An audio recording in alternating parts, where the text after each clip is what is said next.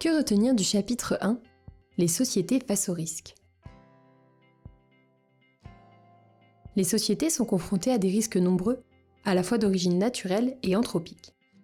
Il existe des risques sismiques et volcaniques, mais aussi des risques climatiques comme les cyclones et les inondations. Certains risques sont également liés aux activités humaines, ce sont les risques industriels et technologiques. Les catastrophes industrielles font beaucoup de victimes et de dommages car elles sont liées à la concentration des humains et des activités dans des espaces fortement exposés aux risques naturels. Le risque est la combinaison entre un aléa et une vulnérabilité.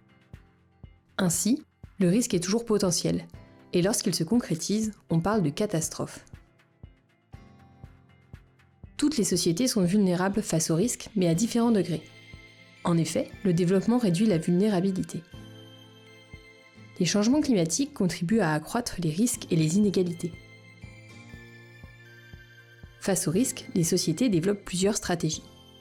Tout d'abord, l'objectif est d'accroître leur résilience et de développer une culture du risque.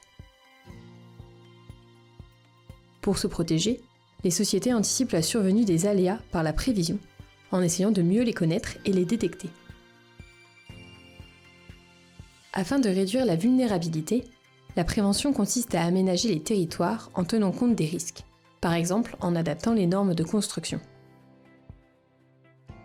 À long terme, la gestion des risques et des crises implique une bonne coordination entre les acteurs à toutes les échelles et une coordination de la gouvernance globale.